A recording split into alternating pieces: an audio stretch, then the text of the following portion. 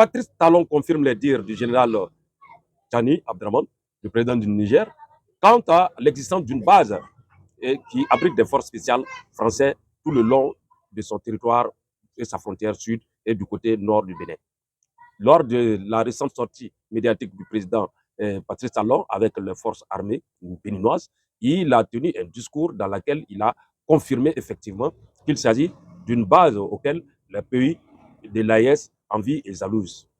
Donc, une base confortable. Je vous laisse la vidéo à votre appréciation.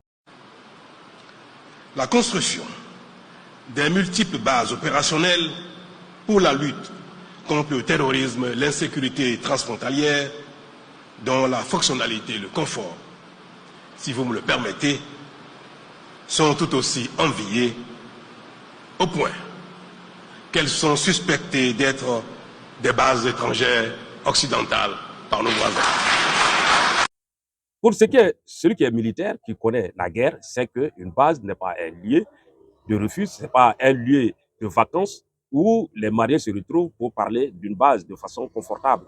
Donc une base confortable revient à dire qu'il s'agissait peut-être d'une hôtel militaire. Une hôtel militaire dans ce contexte-ci où la zone est infestée de touristes, où de part et d'autre, les chefs d'État désignent l'endroit comme étant un lieu de prédilection de la chaîne française qui forme des terroristes dans cette zone. Si un président vient à dire que dans cette partie de son territoire, il y a des bases très confortables pour lutter contre les terroristes, cela revient à donner raison à nos dirigeants qui l'ont indexé avec preuve à l'appui, surtout les coordonnées de façon chirurgicale, les coordonnées géographiques ont été données avec une méthode GPS bien concise et bien précise.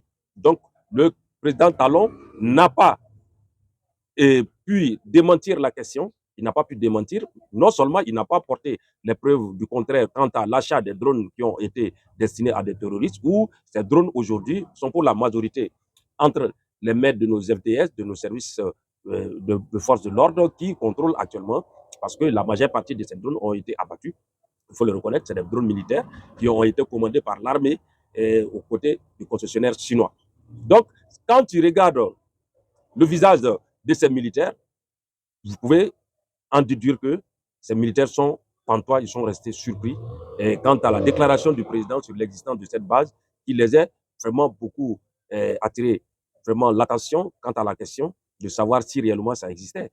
Donc, ils ont été surpris d'être étonnés, même voilà, des dires du président, car une base militaire se construit avec l'aval du conseil militaire, du conseil de guerre, et donc ça veut dire les hauts gradés, les décideurs de l'armée sont au courant et c'est eux qui travaillent quant à l'élaboration, l'édification et à l'architecture voilà, d'une base. Donc, ça ne devrait pas les surprendre. Il ne faudra pas attendre que le général parle pour que tu les dis à nous, les militaires. Voilà, donc